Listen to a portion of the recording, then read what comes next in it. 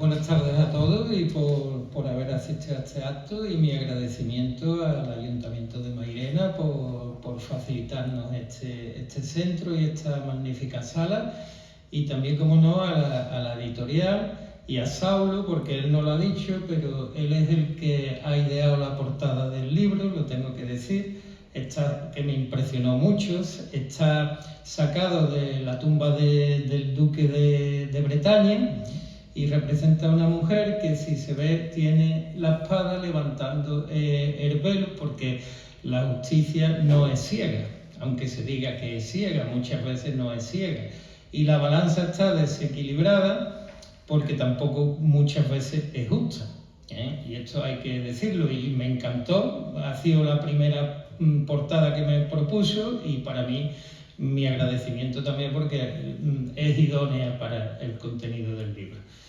Bueno, pues dicho esto, se va a tratar el tema de la violencia de género, que, como ya ha dicho Saulo, pues es un tema controvertido.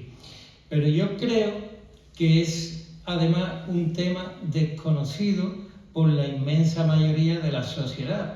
Hoy día todo el mundo lo escucha, e incluso a nivel local en los ayuntamientos, el tema de la violencia de género, los planes de igualdad.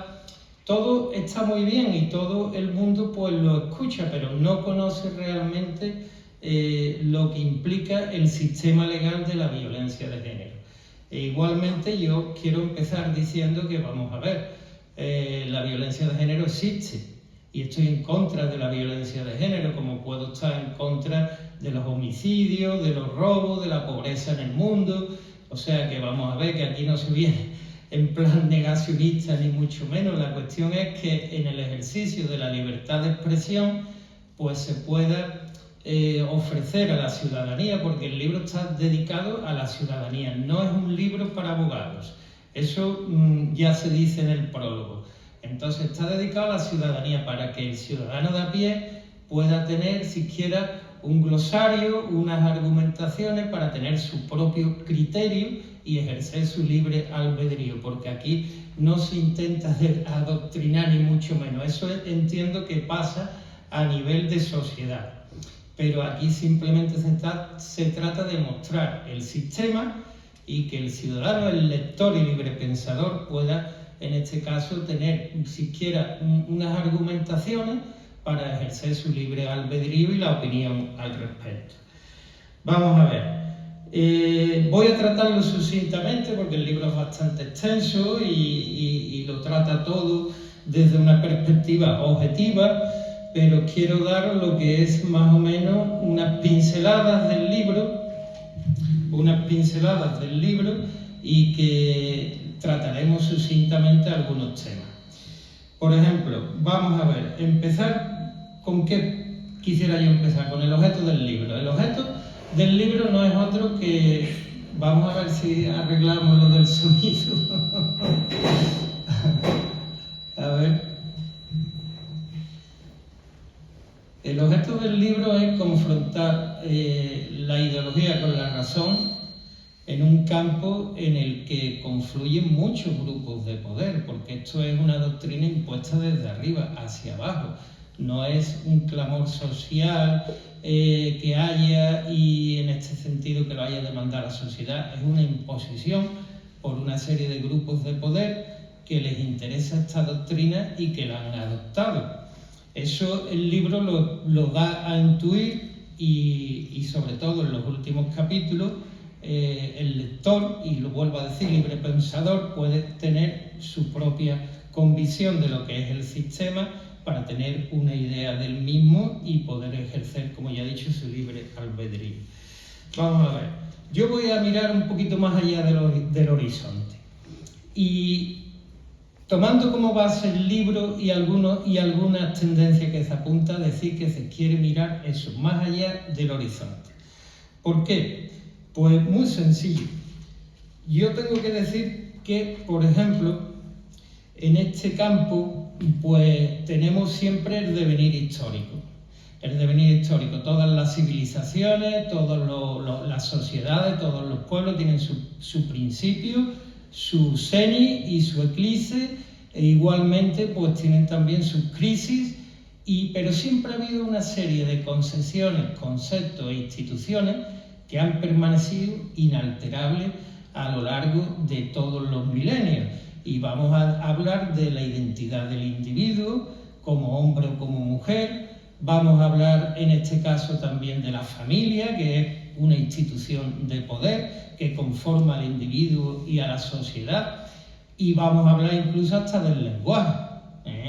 Entonces, pues tenemos unas instituciones, unos conceptos, unos valores que a lo largo de todas las civilizaciones, en Mesopotamia, en Egipto, en Grecia, en Roma, en China, pues han permanecido inalterables estas instituciones. Pero hoy día, y aquí esto el libro lo apunta, hoy en día estas concesiones, estos valores, pues digamos que están siendo puestos en duda y que se crea un ambiente de confusión. Y lo voy a decir a pinceladas. Por ejemplo, el tema de la identidad de género. Pues tenemos hoy día un confusionismo porque cualquier ciudadano puede perfectamente ir al registro y cambiar su sexo. Eso crea una confusión en torno a la identidad del individuo. Porque evidentemente pues eso va a traer problemas tanto en su yo interno como en sus relaciones con los demás. Entonces se crea ahí una confusión en torno a la identidad del individuo y lógicamente va a tener sus consecuencias. Por ejemplo también pues el tema de la violencia de género. Estamos constantemente viendo la confrontación de sexos, de género, estamos viendo también la pluralidad de género. Se arroja con más confusión y, digámoslo a las claras, en el tema de la familia pues se están abriendo concesiones nuevas y lógicamente pues la violencia de género también implica unos daños, en este caso a la igualdad, y eso es lo que trata el libro, y con ello también, digámoslo a las claras, a la familia. Eso se ve en el libro. Y luego también, por ejemplo, el tema del lenguaje, porque todo el mundo piensa en la lengua que se ha educado, en su lengua materna. Y evidentemente, cada vez que nosotros ejercemos un pensamiento, lo estamos pensando en la lengua que nos hemos educado. Si se nos está introduciendo o adoctrinando con respecto a una forma de hablar, eso ya lo dijo un célebre escritor, George Orwell, se pretende controlar el pensamiento porque esa forma de hablar que prácticamente se nos está imponiendo, pues tiene como objeto, en este caso, una carga ideológica, porque se considera que el lenguaje no es respetuoso con los géneros. Entonces, pues evidentemente se nos exige hablar con referencia expresa del género de la persona, se nos exige igualmente que si no hay una forma femenina para definir un cargo, una profesión, pues sencillamente se inventa, se vuelve a crear una confusión en torno al lenguaje, un rechazo porque se piensa que no es igualitario ni respetuoso con los géneros, y en ese caso pues evidentemente pues se nos está imponiendo una ideología, porque exigir o imponer una forma de hablar, eso es, digámoslo a las claras, la imposición más brusca que se puede hacer en una sociedad, porque se nos obliga a expresarnos conforme a una ideología, lo cual significa un control de nuestro pensamiento, lo decía George Orwell. Entonces, pues, con todo esto que se origina, pues se ataca a conceptos, a valores.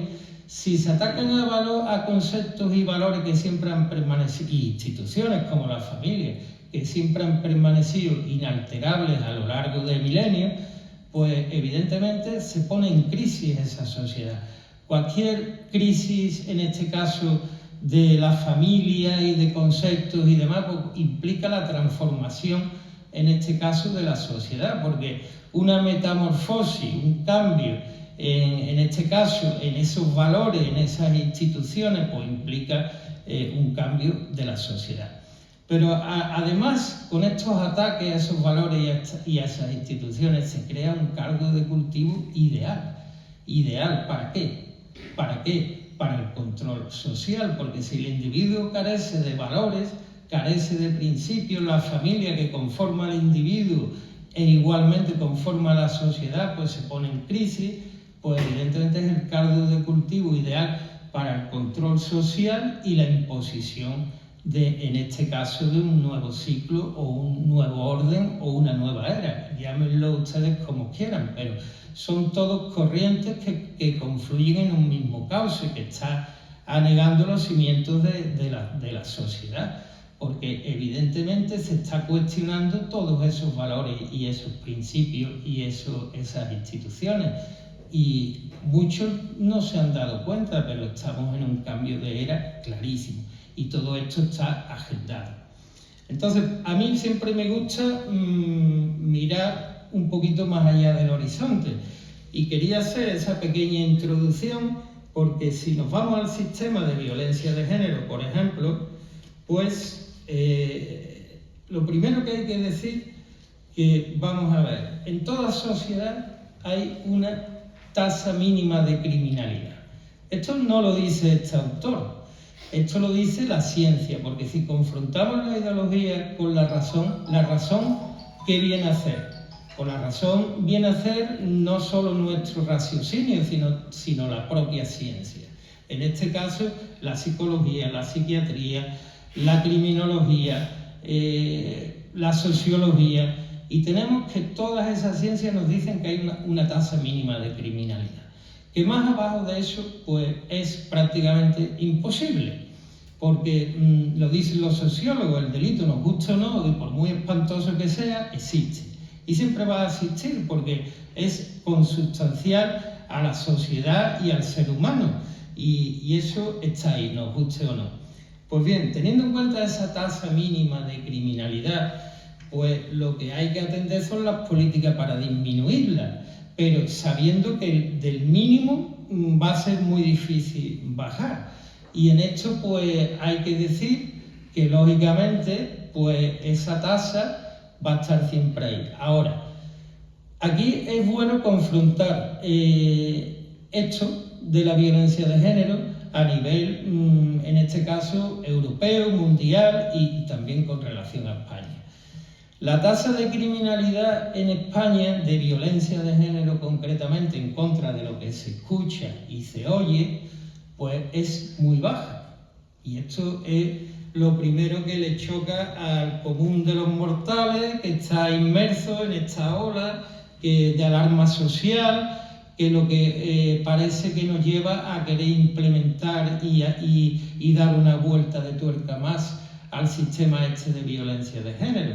Pero evidentemente está ahí. Si nos vamos a Eurostat, que es la oficina estadística de la Comisión Europea, estamos hablando de la Unión Europea, pues nos está diciendo que en el 2016 en España, la tasa de violencia de género de España ni siquiera aparecía en los 15 países europeos con más violencia de género, es decir, ni siquiera estábamos entre los 15 países con más tasas de violencia de género, de Europa.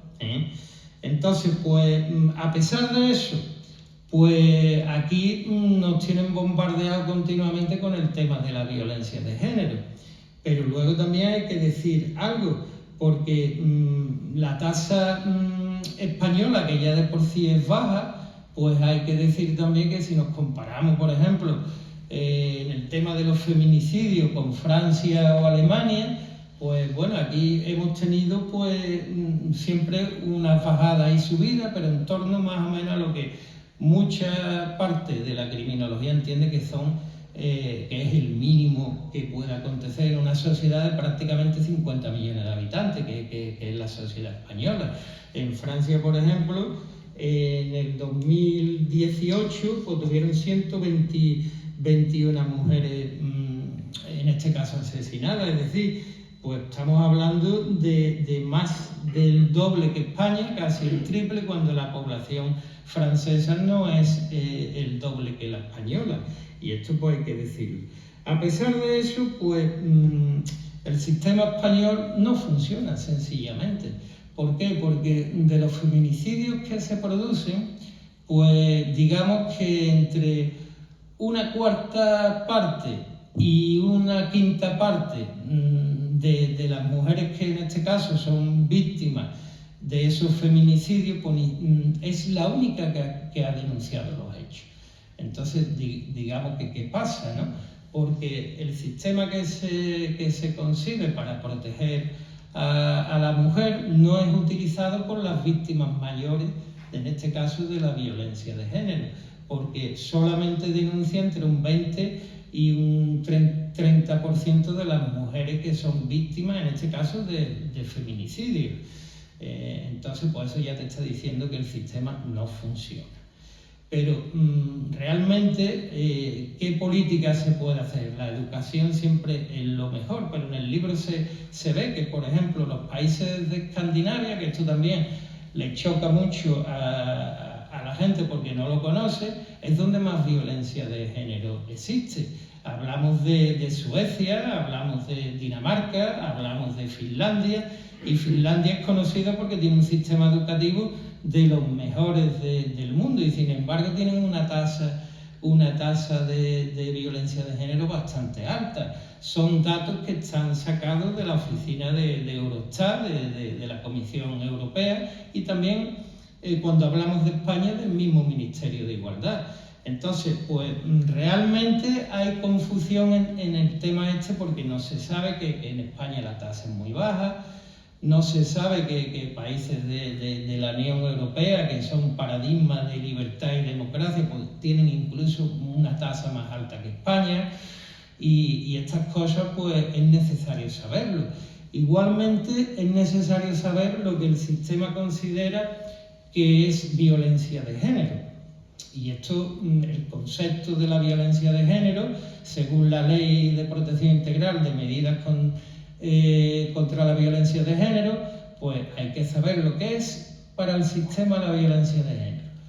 Pues la violencia de género es la que surge siempre del hombre hacia la mujer, siempre como consecuencia de la discriminación de la mujer, de la desigualdad de la mujer y de las relaciones de poder del hombre sobre la mujer. Y igualmente, aquí llamo la atención, siempre que esa violencia se dé en una pareja sentimental, casada o de hecho, presente o pasada. Es decir, solo es violencia de género la violencia que sucede en el marco de una pareja heterosexual, hombre o mujer, presente o pasada. Es decir, que tiene que ser un acto que haga, en este caso, el marido o el exmarido, porque también se atiende a la pareja pasada, o bien el que es pareja de hecho o lo ha sido. Entonces, ¿cuáles son las primeras críticas que se le hace al sistema? Pues muy sencillo. Lo primero es que la violencia de género solo es unidireccional, es decir, del hombre hacia la mujer. Segundo, que se produce una victimización de la mujer, porque si concebimos a la mujer como siempre la víctima, que en su relación con el hombre pues está sujeta a una discriminación, a las relaciones de poder, estamos considerando que la mujer no es libre, autónoma e independiente. Y esto lo decía una magistrada fallecida, María Posa, que hubiera sido una gran magistrada de uno de los altos tribunales, pero que sus críticas a la ley de violencia de género dieron al traste con su carrera. Esta señora decía que se producía al victimizar a la mujer en su relación con el hombre, pues estaba atentando a su dignidad, a su independencia y autonomía, porque se estaba considerando como un ser débil, que no era igual que el hombre, y además que necesitaba la protección del Estado encima. Entonces, pues decía que era un ataque a la dignidad de la mujer, a su independencia y a la autonomía. Esa es otra gran crítica al sistema. Y la última, si se pretende proteger a la mujer, ¿por qué solo se le protege en un marco y no en otro? Y esto da que pensar. ¿Por qué se protege a la mujer solo en el marco de una pareja heterosexual, matrimonial o de hecho, presente o pasada? Y no se protege a la mujer, por ejemplo, que es víctima de violencia de género de alguien que no es o no ha sido su marido o no es o no ha sido su pareja de hecho. Pues aquí esto yo lo expongo en el libro, pero siempre respetando al lector y libre pensador. ¿Por qué se protege a la mujer solo en el marco de la pareja heterosexual y por extensión en el marco de la familia? Porque lo normal es que esa pareja heterosexual haya engendrado hijos. ¿Y por qué no se protege a la mujer fuera de ese marco? Y si pensamos que el sistema tiene muy graves consecuencias para el hombre presunto agresor, porque estamos hablando del hombre denunciado, que todavía no ha tenido un juicio ni una condena, pues si en este caso se va a castigar, porque todos los efectos negativos del sistema son para el hombre, si se va a castigar por el solo hecho de haber tenido una relación de pareja heterosexual, porque solo se va a castigar la violencia de género que sucede en ese marco, pues, y este sistema trae muy graves consecuencias para el hombre, y voy a arrojar varios datos para que ustedes piensen a lo largo de esta exposición. Si solo se va a castigar al hombre por el hecho de haber formado una pareja heterosexual, porque solo se castiga la violencia que surge en el marco de la pareja heterosexual y por extensión en el marco de una familia, con todo lo que ello implica, pues se considera, y lo dicen muchos juristas, que es un ataque a la familia.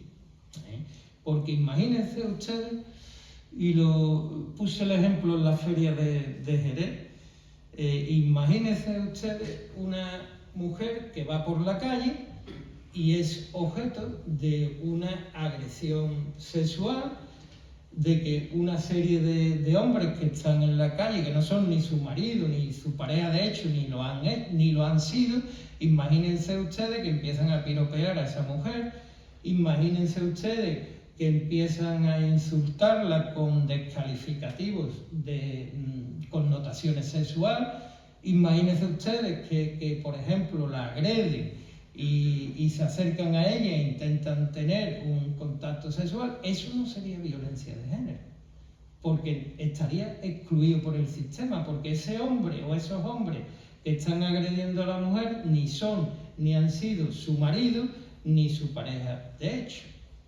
Hasta hay quien dice que, por ejemplo, el sistema no concibe violencia de género en el marco de una pareja homosexual, y también se dan críticas por eso. Está solamente atacándose a la familia, a la relación de pareja heterosexual. ¿Y por qué digo a la familia? Venga, vamos a ver. La gente no sabe, porque retomando el hilo de lo que dijo Saulo, hay muchos libros sobre violencia de género escritos por profesores de universidad que jamás de los jamases se han puesto una toga y han defendido a un señor de un delito de violencia de género. Y este libro sí está escrito por alguien que lo ha hecho. Y viene una casuística de casos para que el lector pueda entender lo que ello implica. Pero, por ejemplo, la gente no sabe que cuando hay un procedimiento de violencia de género, porque si se denuncia al hombre, automáticamente lo que va a ocurrir con total seguridad, independientemente de las pruebas que haya, va a ser la detención del hombre. Y esto, pues, esto lo sabemos los letrados, que viene a acontecer sí o sí, incluso por una mera denuncia de amenazas sin más pruebas de lesiones ni nada. Bien, eso es un efecto negativo para el hombre, porque una detención, que venga un coche patrulla y detenga y se presenten 3 policías y detengan a una persona con todo lo que ello implica en su casa, en su lugar de trabajo, en la calle. Bien, el segundo efecto va a ser que se va a abrir un procedimiento penal en un juzgado especial, el juzgado de violencia de género. Un juzgado que solamente está concebido para juzgar, para acusar y juzgar en su caso al hombre. Es decir, es un tribunal penal solo para el hombre. En el banquillo de los acusados solamente se va a sentar el hombre. Eso es un segundo efecto que tiene esto, pero ahora, por ejemplo, si ese denunciado y esa denunciante, mujer denunciante y ese hombre denunciado, tienen un procedimiento civil de separación o divorcio, pues automáticamente, que es un procedimiento civil, en un juzgado civil, automáticamente la competencia de ese procedimiento pasa al juzgado penal. Esto es un giro, que yo lo digo en el libro, un giro copernicano. ¿Por qué? Porque evidentemente los tribunales civiles están para juzgar cuestiones civiles, vamos a decirlo, una separación, un divorcio, medidas sobre los hijos, la guardia y custodia, las pensiones. Bien, pues todo esto pasa al juzgado de violencia de género, con lo cual un juzgado penal va a llevar el procedimiento civil y, digámoslo, las cuestiones civiles se criminalizan. Y el hombre que era antes un demandante, un demandado civil, pasa ahora a ser además un presunto agresor. Y su separación, su divorcio, su procedimiento de medida sobre los hijos lo va a ver un tribunal penal, con todo lo que ello implica. Ya no digo más. Pero además de esto, ese tribunal penal puede adoptar medidas, una orden de protección, que implica medidas civiles, como por ejemplo la guardia y custodia. Es decir, el tribunal penal ya va a decidir la guardia y custodia independientemente de lo que se pueda, en este caso, decidir en un tribunal civil. Igualmente va a llevar también ese procedimiento civil. Y esto, pues, existe una criminalización, en este caso, de las cuestiones civiles. Y además, el Tribunal Penal de Violencia de Género siempre, todas las medidas que vaya a adoptar, ya sean penales o civiles, van contra el hombre. Pero ahora vamos a hablar más. Y estoy hablando de presuntos agresores. Porque si el hombre es condenado por violencia de género, pues que caiga todo el peso de la ley sobre él. Pero también hay que decir que hay muchas condenas solo con el testimonio de la mujer. Es decir, sin más pruebas, porque la jurisprudencia viene a decir que solo el testimonio de la mujer vale para desvirtuar la presunción de inocencia y condenar, en este caso, a su congénere, siempre y cuando resulte creíble. Hay una cautela, que quiere decir que no haya, en este caso, intereses espurios, como por ejemplo que tenga la denunciante y el denunciado un proceso civil, y se utilice la violencia de género para tener una posición de ventaja. Y esto no lo dice este autor, esto lo dice la misma jurisprudencia, que viene a reconocer que en este caso se pueden poner denuncias por parte de la mujer para ganar una posición de ventaja en un procedimiento de separación o divorcio. Es decir, la misma jurisprudencia reconoce que el tema este sirve para ganar la mujer, en este caso, una posición preponderante en un proceso de separación o divorcio. Pero digo más, ¿qué pasa con los hijos? Pues muy sencillo, el hecho de que exista un procedimiento penal contra un hombre solo porque ha sido denunciado, es decir, todavía no ha habido juicio ni condena, pues va a tener la consecuencia de que el régimen de visita, si no hay un régimen establecido, en este caso porque no tiene la guardia y custodia nadie, no hay nada establecido, pues la ley viene a decir que este señor, que es acusado de violencia de género y que tiene un procedimiento de violencia de género, no va a tener un régimen de visita para con sus hijos. Es la regla general. Es decir, si es denunciado y es objeto de un procedimiento penal de violencia de género, automáticamente tiene que saber que no va a poder ver a sus hijos. No se le establece un régimen de visita en caso de que no sea el progenitor custodio, e igualmente no solo que no se le establece un régimen de visita, sino que si lo tiene se suspende, con lo cual no puede ver a sus hijos. Las excepciones son contadas. Se limita también el poder del juez. O sea que aquí automáticamente la doctrina pesa también sobre el poder judicial. Igualmente, si acuerdan la guardia y custodia compartida, solo por ser objeto de un procedimiento penal, pues esa guardia y custodia compartida ya no se puede llevar a efecto, aunque lo hayan acordado marido y mujer, o es marido y es mujer. Entonces, vemos que es un ataque a la familia en toda regla, en detrimento del varón, en detrimento de los hijos, que también tienen el derecho al padre. Entonces, por eso yo digo lo de mirar un poquito más allá del horizonte. ¿Qué se está pretendiendo? Retomando el hilo de la introducción, pues verdaderamente cuestionar, crear confrontación, confusión por el tema de todas estas corrientes, para, en definitiva, crear una atmósfera digámoslo a las claras, de confrontación, de confusión en cuanto a los conceptos, de dudas, y eso es el caldo de cultivo ideal, y lo digo otra vez, el caldo de cultivo ideal para el control social y para la imposición de una nueva era. Yo creo que con esto lo he dicho todo, pero también dije algo al principio, que es que todo esto está agendado. Cuando digo que está agendado, pues nos tenemos que acordar de la Agenda 2030. El objetivo 5 es lograr la igualdad y el empoderamiento de la mujer. Entonces, pues, esto está agendado, es decir, y está agendado desde arriba. Está agendado desde arriba. No digo eso en el libro, pero yo lo digo aquí para que se tome conciencia de la situación, porque hay que decirlo. Por ejemplo, la Agenda 2030, pues si hablamos de otro objetivo, eliminar la pobreza, y no se eliminan los paraísos fiscales. En el borrador estaba la eliminación de los paraísos fiscales, pero cuando esto avanza y se establece esa Agenda 2030, los paraísos fiscales intocables.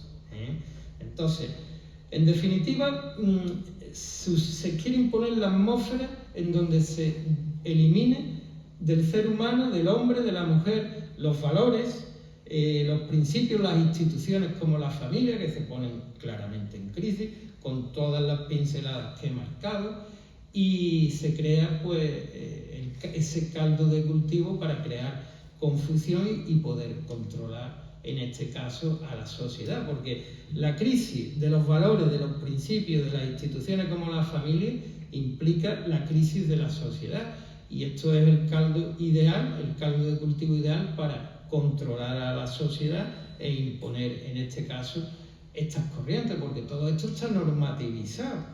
Si nos vamos, por ejemplo, a la autodeterminación de género, de la identidad de género autopercibida, pues ya esto es ley. Cualquier persona puede cambiar a capricho su sexo. Y llama la atención hasta la denominación que se le da en las Naciones Unidas cuando no solamente se habla de sexo masculino y femenino, sino de géneros. O sea, ya estamos superando hasta la distinción entre lo masculino y femenino. Ya hay más géneros. Entonces, pues todo esto está normativizado. Si nos vamos al lenguaje inclusivo, pues el lenguaje inclusivo el año pasado, en este caso en el Congreso de los Diputados, se pretendió adaptar el reglamento, en este caso, al lenguaje, en este caso, inclusivo. Entonces, pues todo esto va siempre a más. Y todo va a depender, porque aunque no nos demos cuenta, pero estamos en las puertas de un nuevo ciclo y de una nueva era. Entonces, el hecho de que venga esa nueva era o no va a depender de nosotros, va a depender de nuestra formación, de nuestros pensamientos, y en este caso políticos, y por supuesto va a depender de la lucha que todos llevemos en nuestro interior entre la ideología y la razón. El hecho de que nos impongan todo lo que nos están imponiendo y que venga un nuevo ciclo o una nueva era, depende de nosotros mismos, de la lucha que libremos. Y por último, quisiera terminar con el tema, por ejemplo, de la justicia, por el hecho de que soy abogado. Vamos a ver, se dice, bueno, es que esta ley ha pasado el filtro, la ley de protección, de medidas de protección integral contra la violencia de género, ha pasado el filtro del Tribunal Constitucional y se ha declarado constitucional. Pues hay que decir que, bueno, que todo el mundo sabe que el Poder Judicial, las altas esferas del Poder Judicial, Consejo General del Poder Judicial, Tribunal Supremo y Tribunal Constitucional, sus miembros son elegidos en la práctica por los partidos políticos. Y los partidos políticos todos tienen su ideología y siempre proponen un magistrado que en este caso cumpla con el perfil o coincida con el perfil y planteamientos del partido que lo propone. Entonces todo el mundo vemos que esto en las noticias están negociando los partidos la renovación del Poder Judicial. Pues lógicamente se negocian porque son ellos los que deciden los integrantes de ese Poder Judicial. Y todos sabemos que siempre hay progresistas, conservadores, y bueno, no es de extrañar que la ley haya pasado el filtro, en este caso, constitucional, porque en definitiva también esa lucha entre ideología y razón también se tiene que dar en la mente de esos magistrados más allá de la independencia que dicen que tienen. Y por último también, que se me quedaba en el tintero, yo quería hablar de una tendencia que apunto en el libro, que yo entiendo que es novedosa, porque no lo he visto en nada de la bibliografía que yo he manejado sobre la violencia de género, y es la creación de un derecho penal especial de grupo. Esto es muy malo, porque vamos a ver, el derecho tiene que ser igual para todo el mundo. La ley tiene que ser igual para todo el mundo. Si, por ejemplo, cogemos el delito de homicidio, lo que viene a decir el Código Penal en relación al delito de homicidio, que se castiga al que matare a otra persona y que es reo de homicidio, pero ese digamos, criminal puede ser un hombre o puede ser una mujer, y la víctima igualmente puede ser un hombre o puede ser una mujer. Pero con los delitos de violencia de género se crea un derecho penal especial. ¿Qué quiere decir esto? Que el único que puede cometerlo es el hombre. Al único que se puede castigar es al hombre. La víctima tiene que ser la mujer. Y además, y esto lo decía la magistrada que he dicho antes, María Pozo, se castiga con una pena mayor al hombre por haber cometido ese delito que si la mujer hubiera cometido ese mismo delito, que lógicamente no sería violencia de género. Pero no solamente eso, sino que conlleva también en muchos casos una agravación por ser un delito de violencia de género y por ser, en este caso, el hombre, el que lo comete, el hombre, recordémoslo, que es o ha sido pareja sentimental de la mujer, porque es a él al que se le castiga, y no a otro. Entonces estamos creando un derecho especial de grupo, un derecho penal especial de grupo. Y además, esto de la diferencia de tratamiento entre hombre y mujer lo dice el Tribunal Constitucional, que hay una diferencia de trato, pero que está justificado por los altos índices, según nos dice el Tribunal Constitucional, los altos índices de delitos de violencia de género, que no es cierto porque España es de los países que menos violencia de género tiene, y por el desvalor de la CIA. Entonces se reconoce una diferencia de trato. Lo reconoce el mismo Tribunal Constitucional en su sentencia sobre la constitucionalidad de la ley. Pero dice que esa diferencia de trato está justificada. Entonces se crea un derecho penal de grupo. Y recordemos las experiencias pasadas donde hubo un derecho penal de grupo, es decir, leyes solamente para aplicarlas a un grupo. Normalmente, en el pasado era por razón de raza.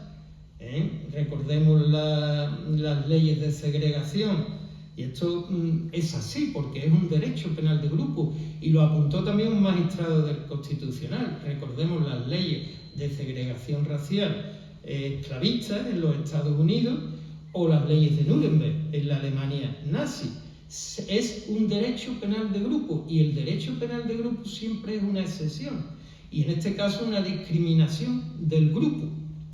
Y esto hay que estar muy atento, porque caemos en los totalitarismos, porque en definitiva, cuando se patean los principios, la presunción de inocencia, en este caso el principio de culpabilidad, pues nos estamos deslizando hacia sociedades totalitarias, y con esto hay que tener mucho cuidado, porque luego te dicen desde determinados espectros, te denigran si haces una crítica al respecto, pero es así, es un derecho penal de grupo, y lo avanzó un magistrado del Tribunal Constitucional, pero no he leído nada en la bibliografía.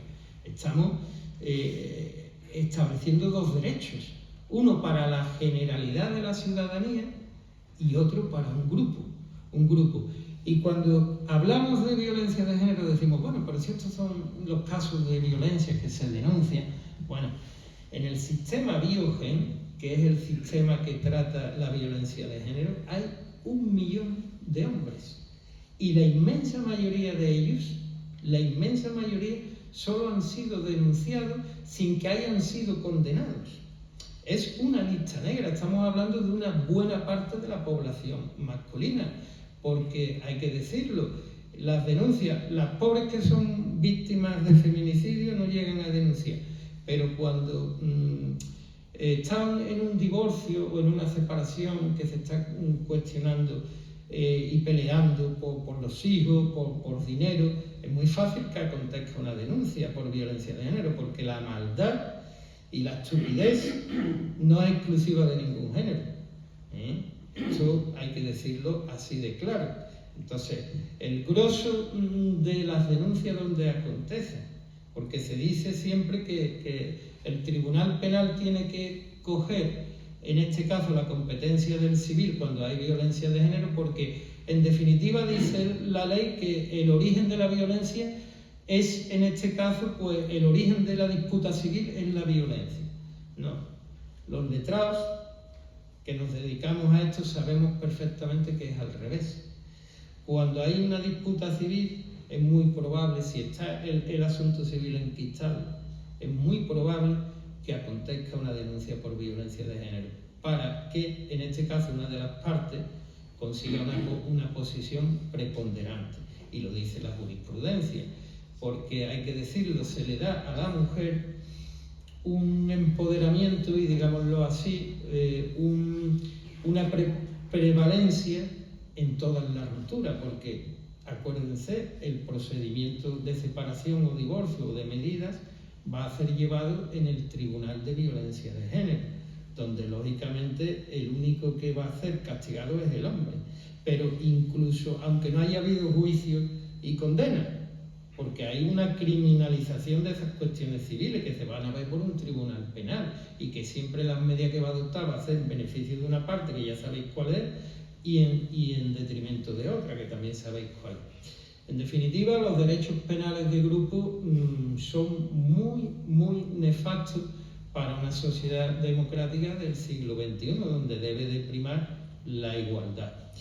Y bueno, pues el título del libro lo dice todo, y ya con esto ya sí termino. Ideología o razón.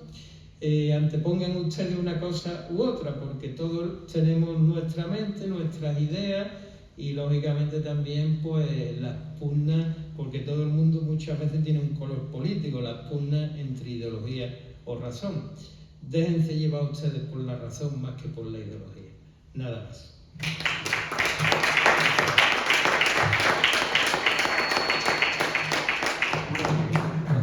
Muchas gracias por esta disertación tan interesante. Si alguien tiene alguna pregunta o algún comentario, es el momento.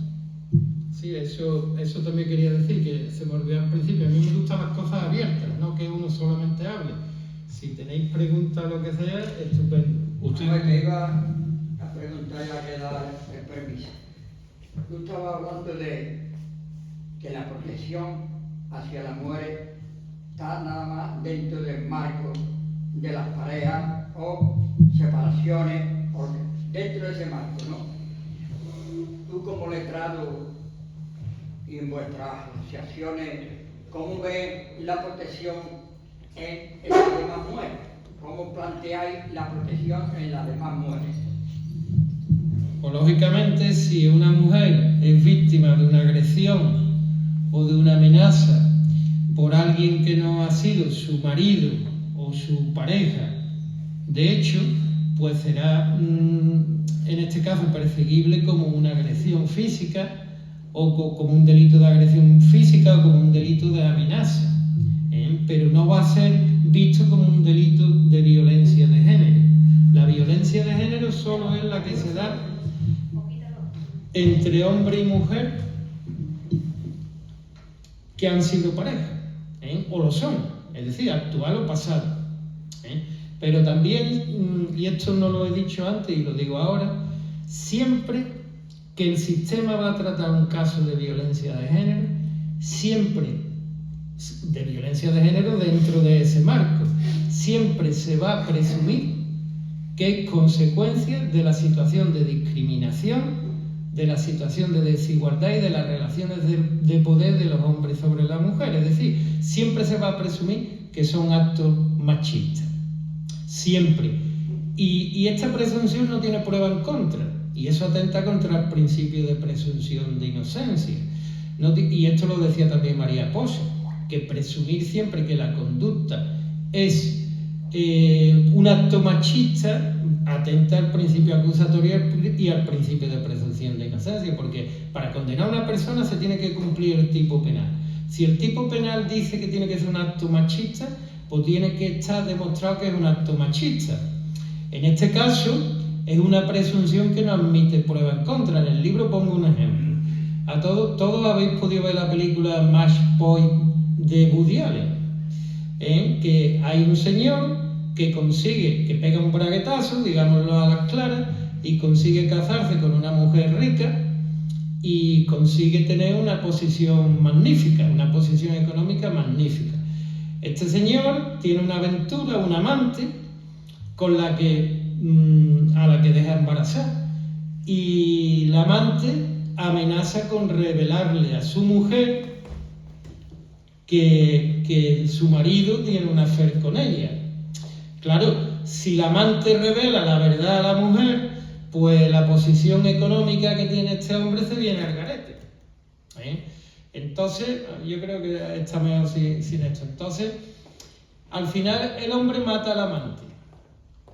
Pero ahora analicemos ese crimen. ¿Es un acto machista? ¿Es consecuencia de la discriminación, de las relaciones de poder del hombre sobre la mujer? No. Como también dicen muchos maestrados a la hora de enjuiciar estos temas y de opinar, es un acto por temas económicos, porque las relaciones económicas también son origen de la violencia. Entonces, esto se vería como un acto de violencia de género, un acto machista, que en Francia no se llama actos machistas, en Francia se llama violencias conyugales. Y en Alemania, que el libro tiene un capítulo de cómo es la violencia de género en Alemania, que no voy a decir más por la hora que es, pero en Alemania se llama drama familiar, o disputas de pareja. Entonces, aquí es machismo, aquí tiene el carácter peyorativo. Y lo vemos cuando salimos a la calle y vemos un local. Este local está libre de violencia machista. Bueno, esta es la moda que tenemos hoy día. Y esos planes que hay en los ayuntamientos, por decirlo más cercano, donde vemos, por ejemplo, que se acuerda el poner un protocolo en los locales de ocio contra la violencia de género, como si fuera un protocolo contra incendios.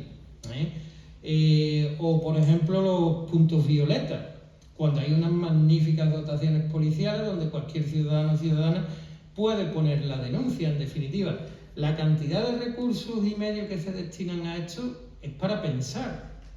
En un país que está lleno de mileuristas, en un país que hay una gran tasa de paro, y que mucha gente tiene problemas para llenar la cesta de la compra.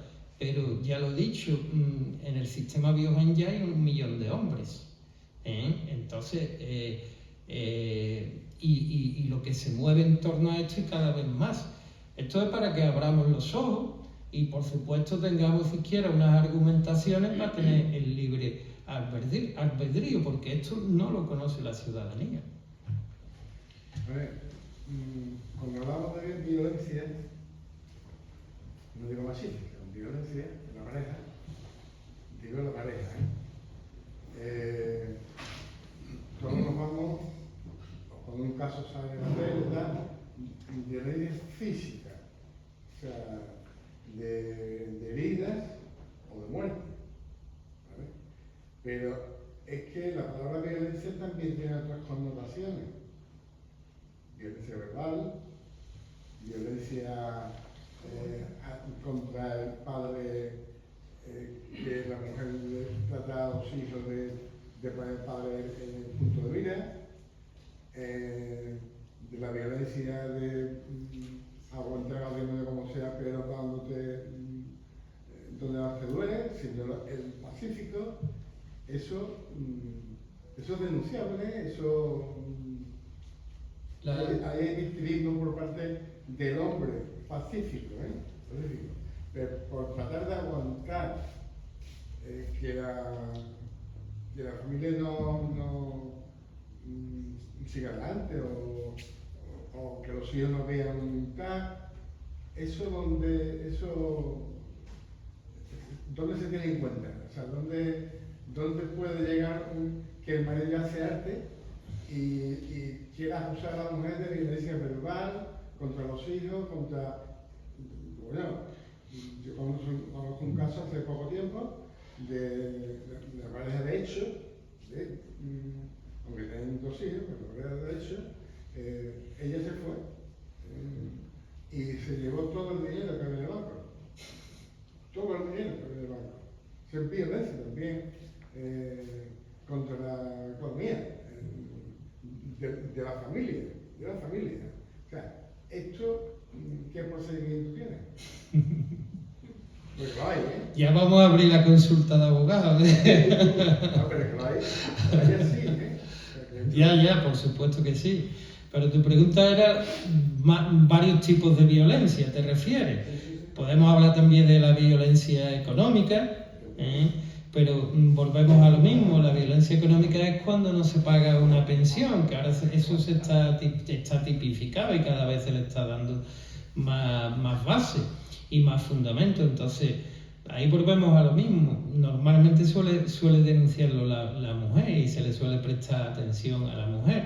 No porque en la mayoría de los casos sea el hombre el que paga esa pensión, sino simplemente porque también se está considerando ya como violencia de género. Pero la violencia puede ser, en este caso, como bien dice, verbal, física o psíquica. Todo es denunciable. Por ejemplo, las amenazas verbales de me ha dicho me va a pegar o me va a matar. Eso es lo más recurrido. Eso, la inmensa mayoría de las denuncias suelen ser por amenazas. Denuncias por violencia de género. Eso es verbal. Pero lo hace la mujer. Pero es que también existe violencia física al cuerpo humano del hombre, que también lo ha hecho la mujer. O sea, que existen también casos de eso. Sería lo que la doctrina llama violencia cruzada, que viene a decir que no debería de tratarse como violencia de género. Pero el sistema va a proteger solo a la mujer. Desde el mismo momento que la mujer diga, aunque hayan sido, porque lo dice la doctrina, que muchas veces es violencia cruzada, se llama así, es decir, que se pegan los dos.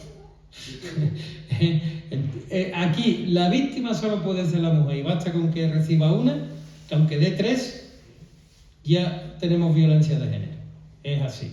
Entonces la violencia cruzada, que también en este caso es física, pero la inmensa mayoría de las denuncias suelen ser, como bien has dicho, verbales, amenazas. Y eso se considera violencia de género y hay infinidad de procedimientos por ello. Y ahora la pregunta es, me ha dicho que me va a matar. Esto sucede en un ambiente de intimidad, donde no hay testigos, no hay nadie. Solo él y ella. Bueno, pues se abre un procedimiento de violencia de género, donde el hombre es el único acusado, en este caso, y puede ser condenado, porque además, y esto es también jurisprudencia, vale el testimonio de la víctima, porque según la doctrina del Tribunal Constitucional, como esto sucede en un ambiente de intimidad, no hay testigos, no hay pruebas que se puedan aportar, pues entonces se dice que al acontecer en una situación de intimidad hay que prestar atención a la víctima y que vale su testimonio para condenar al varón, pero con unas cautelas, que no haya intereses espurios, es decir, por ejemplo, que no haya un procedimiento de separación o divorcio por el que estén enfrentados y se entienda que la denuncia tiene una finalidad, volvemos a decirlo, económica o de ganar una posición preponderante en un procedimiento de separación o divorcio. Entonces, pues esto es importante porque, claro, ahí está el quid de la cuestión. Si no hay intereses espurios y la incriminación es persistente, dice el Tribunal Constitucional, pues ese testimonio es creíble y vale para desvirtuar la presunción de inocencia y para condenar al varón. ¿Qué es lo que hacemos los letrados defensores cuando hay un tema de violencia de género? Yo, por ejemplo, siempre digo, ¿estáis en trámite de divorcio? ¿Tenéis un procedimiento civil? ¿Estáis peleando por la guardia y custodia? ¿Hay un procedimiento de medidas para los hijos? ¿Estáis en una liquidación de gananciales? Estáis siempre, porque cuando hay intereses detrás, pues los abogados defensores los tenemos que sacar y decir que el testimonio no es creíble porque puede haber intereses espurios. Esa es la mejor defensa, aparte de buscar contradicciones. Pero luego tenemos a los fiscales. Los fiscales van a acusar sí o sí, porque ya los fiscales se han convertido en tenderos, como yo digo, van a obedecer, en este caso, la política que les marca el ministerio. Ante un fiscal, si no veía, y yo he conocido sus tiempos, si no veía base para condenar, retiraba la acusación. En un tema de violencia de género, va a persistir en la acusación hasta el final. Aunque se pongan de manifiesto intereses espurios, y yo lo presencié, aunque la víctima incurra en 13 o 14 contradicciones, que después la sentencia ha sido absolutoria y ha recogido 13 o 14 contradicciones en las que ha caído, pero el fiscal pidió la condena, sabiendo que estaba mintiendo, porque ya son, lo que yo digo, digámoslo a las claras, ya cumplen orden. Eso de que el órgano público independiente de eso, nada. Por eso me gustó mucho la portada de Saulo, porque la justicia muchas veces ni es ciega ni es equilibrada. Yo nada más que iba no, solamente una pequeña reflexión, ¿no? Aunque no he terminado de leer el libro, he visto solo a grandes rasgos, pero sí parece que lo que se ha organizado desde la Agenda 2030 es una especie de tribunal de la Santa Inquisición, ¿no? Porque es que está todos los órganos desde la CUS, desde Europa, ministerios, consejerías de distintas comunidades autónomas, ayuntamientos, la cantidad de gente empleada que hay en eso, para al final haber 1000 personas, que de las cuales de esos 1000, pues sabrá Dios, los pobres son culpables o los que no, y los pobres y los de puta también, ¿no? Perdón, ¿no? Pero que los habrá malos y los habrá no tan malos. Por supuesto que sí. Pero porque habrá culpables y menos culpables. Pero al final, para 1000 personas, ¿cuánta gente hay? Que creo que hay miles y miles de personas viviendo de este chiringuito, por así decirlo, ¿no? Hay un capítulo que es sobre la violencia de género. Yo veo las licitaciones diarias, la cantidad de dinero que hay para... es muchísimo dinero. Sobradas. Es muchísimo dinero. Y hay un capítulo que es sobre la violencia de género en las instituciones y en los órganos del Estado. El tema de que he dicho antes, por lo que te has referido, de que esto está agendado, esto es impuesto desde arriba. Eso es claro. Pero ha llegado a una aceptación total, ha sido un triunfo total de los ideólogos y de los grupos de poder que han cogido esta doctrina, porque les interesa, porque los grupos de poder simplemente han cogido esta doctrina y esto se apunta en el libro, pero lo digo aquí, no es que venga en el libro, totalmente. Han cogido esa doctrina porque les interesa con objeto de una finalidad. Y se coloca gente estratégica. También hay muchísimos intereses económicos en esto, muchísimos, muchos chiringuitos y muchísima gente que está viviendo de esto. Entonces esto va a un bucle. Yo lo digo en el libro, si nos vamos al Poder Judicial, al Consejo General del Poder Judicial, pues tiene 4 comisiones y una es de igualdad y violencia de género. Es decir, estamos hablando de la 4ª parte de las funciones del Consejo General del Poder Judicial, que son para violencia de género. Y ya esto ya lo digo en plan anecdótico, te están diciendo que el objetivo de la Comisión de Igualdad es velar por los parámetros de igualdad en la carrera judicial. Hoy día hay más mujeres jueces y fiscales que hombres. Entonces, ¿qué me están diciendo? Entonces, lógicamente, aprueban más las oposiciones las mujeres que los hombres, pero esas mujeres que están aprobando últimamente las oposiciones irán subiendo en el escalafón. Entonces, ¿dónde está la desigualdad? Y estamos hablando del 25% de las funciones del Consejo General del Poder Judicial. Y luego, si nos vamos a la administración del Estado, ¿quién conoce aquí un organismo, una consejería o ente que no tenga en un ayuntamiento, por ejemplo, que no tenga funciones o cometidos en igualdad y violencia de género? Están en todos lados. Todos los órganos, todos los entes tienen un departamento de violencia de género.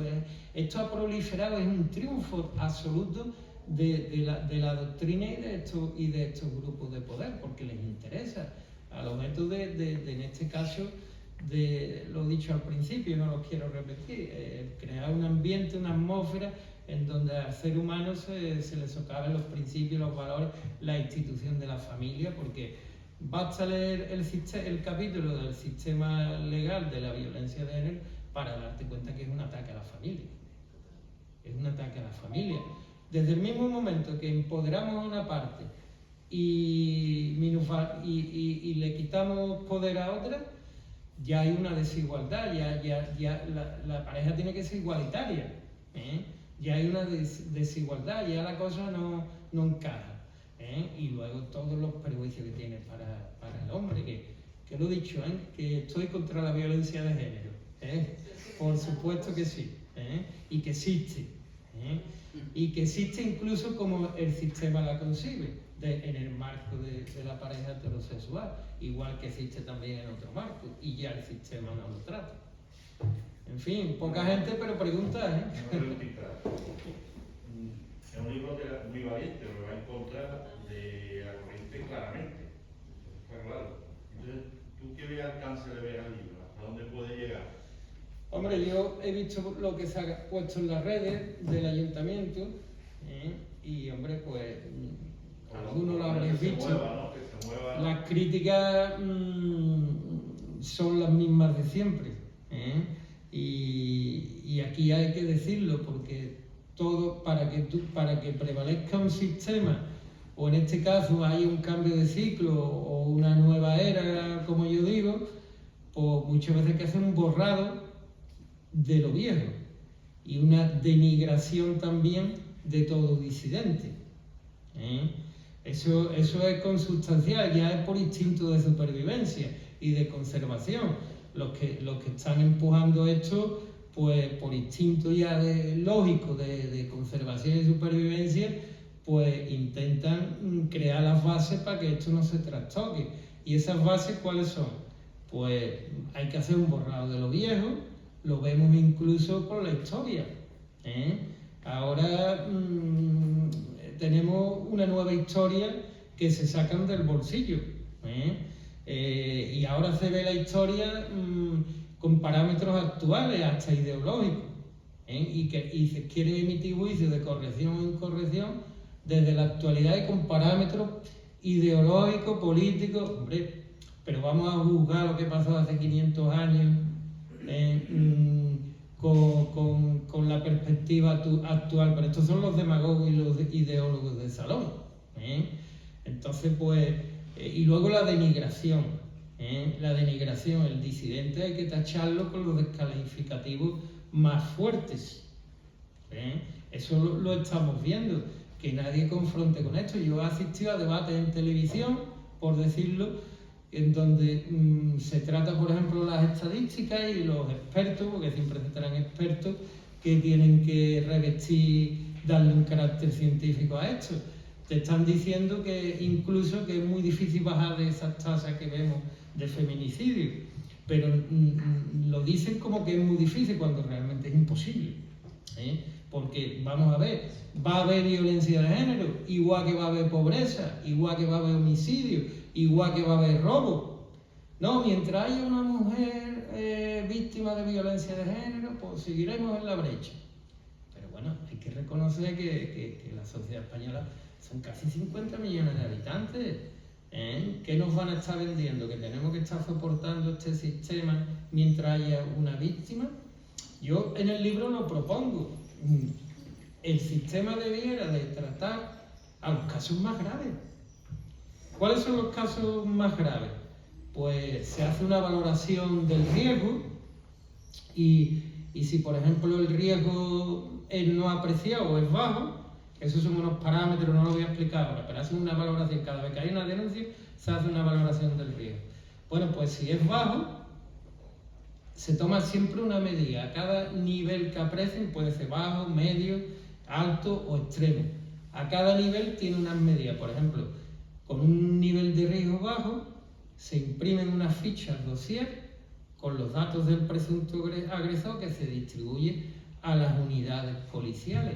Esto atenta contra los derechos al honor, a la imagen, a la libertad, porque a lo mejor te han denunciado por violencia de género y tú estás en una ficha dossier en una unidad policial que te puede hacer un seguimiento y tú no has sido condenado, eres un presunto agresor. Estos son barbaridades. Entonces, pues esto está ahí. Las medidas son así, hasta para un riesgo bajo. Pues yo propongo que los casos que sean extremos, porque todos esos medios, todos esos recursos, pues digamos, se racionalicen y se dediquen a los casos extremos, que ahora se llaman de especial complejidad. Pero a un caso de riesgo bajo, donde no hay lesiones, donde solamente hay una denuncia por manifestación verbal, hombre, pone a los policías a hacer valoraciones periódicas de riesgo cada X días, cada 10 o 15 días, distribuir fichas policiales del presunto agresor. Hombre, ¿pero de qué hablamos? Parece que estamos hablando, yo he hablado de totalitarismo y he hablado de que se atenta a la presunción de inocencia y he hablado de derecho penal especial de grupo. Es que es un fichaje y un marcaje en una lista negra. Lo justo no es así. Hay ya más de 1 millón de hombres, que se dice pronto, se dice pronto. Y tenemos uno de los índices más bajos de Europa. Y ahora esto no se puede decir porque te tachan, y yo pongo los datos objetivos del Ministerio de Igualdad. En el 2023, de 58 feminicidios, el 44% eran cometidos por extranjeros. Esto hay que decirlo. Entonces, la población extranjera es un 12% más o menos.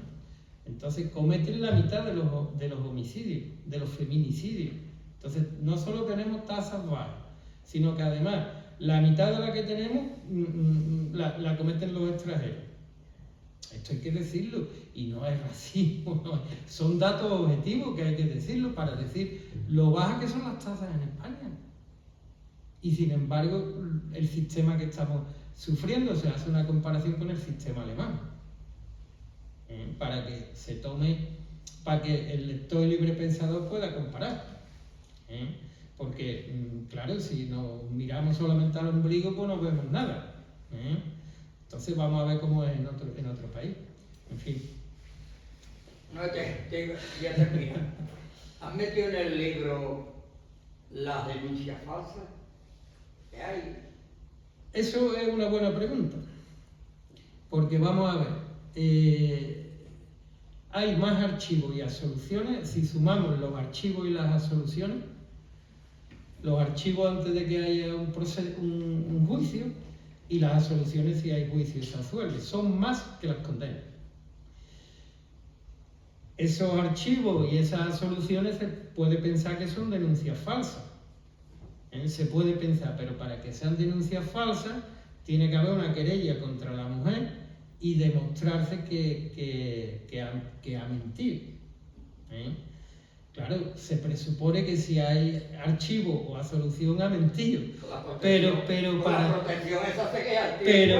para que sea, en este caso, para acusar por falso testimonio tiene que sufrir una querella. Entonces por eso dicen desde el Ministerio de Igualdad que el porcentaje de denuncias falsas es el 0,x%, que es muy bajo, claro, porque es que tiene que haber un procedimiento penal y condenarla. Igual que ha sido absuelto el hombre, pues la mayoría de las veces en este caso, porque probar que ha mentido, tú puedes decir que no está probado el delito para que te condene, que tiene que estar exhaustivamente probado, pero para absolver basta una duda.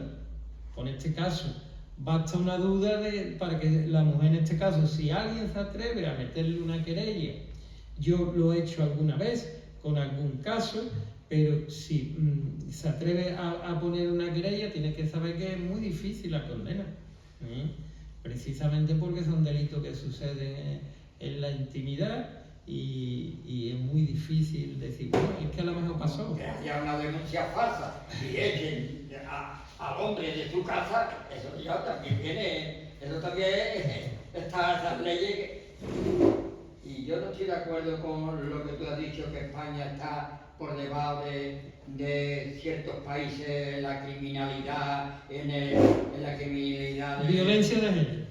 Violencia de género. Violencia de género, entre el crimen, entre la violación, entre la riña, entre la pegada, en fin, todo eso. Yo no estoy de acuerdo con esas estadísticas, porque, vamos, aquí todos los días sale en la prensa e incluso en la televisión del sistema que tenemos sale lo que todos los días en Granada, en País Vasco, en sí, pero eso Sevilla. también... Entonces hay un radar que va detectando para que no nos falte la información.